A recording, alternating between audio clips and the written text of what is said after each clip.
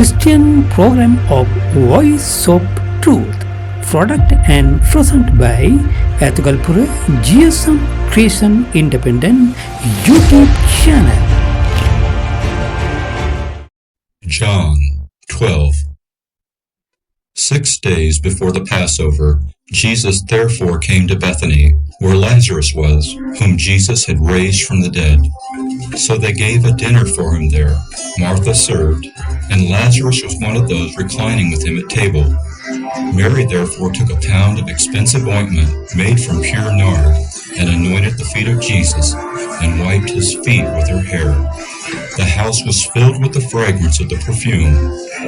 But Judas Iscariot, one of his disciples, he who was about to betray him, said, "Why was this ointment not sold for 300 denarii and given to the poor?" He said this not because he cared about the poor, but because he was a thief, and having charge of the money bag, he used to help himself to what was put into it. Jesus said, "Leave her alone, so that she may keep it for the day of my burial. For the poor you always have with you, but you do not always have me." When the large crowd of the Jews learned that Jesus was there, they came not only on account of him, but also to see Lazarus, whom he had raised from the dead. So the chief priests made plans to put Lazarus to death as well, because on account of him many of the Jews were going away and believing in Jesus. The next day, the large crowd that had come to the feast heard that Jesus was coming to Jerusalem. So they took branches of palm trees and went out to meet him, crying out, "Hosanna!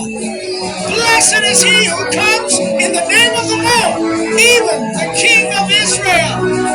And Jesus found a young donkey and sat on it, just as it is written, "Fear not, daughter of Zion. Behold, your king is coming, sitting on a donkey's colt."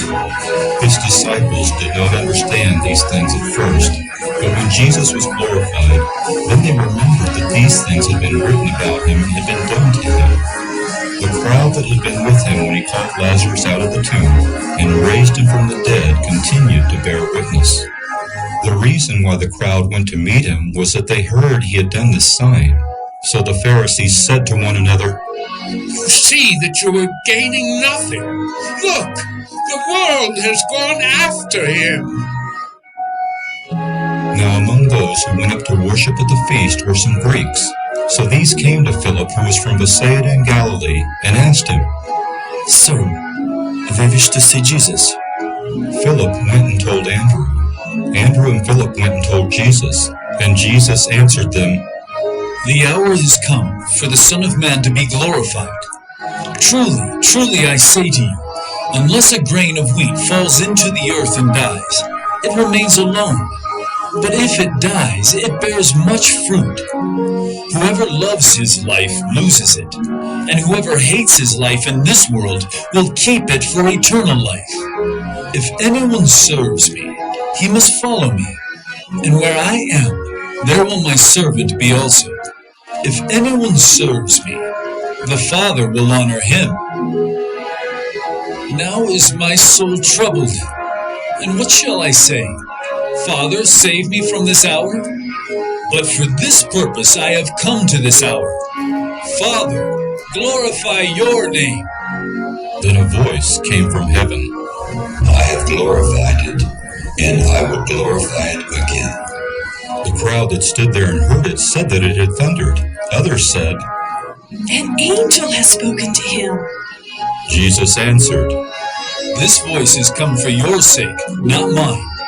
Now is the judgment of this world. Now will the ruler of this world be cast out. And I, when I am lifted up from the earth, will draw all people to myself." He said this to show by what kind of death he was going to die. So the crowd answered him, "We have heard from the law that the Christ remains forever. How can you say that the Son of Man must be lifted up? Who is this Son of Man?" So Jesus said to them, "The light is among you for a little while longer. Walk while you have the light, lest darkness overtake you. The one who walks in the darkness does not know where he is going. While you have the light, believe in the light, that you may become sons of light." When Jesus had said these things, he departed and hid himself from them. Though he had done so many signs before them, they still did not believe in him, so that the word spoken by the prophet Isaiah might be fulfilled.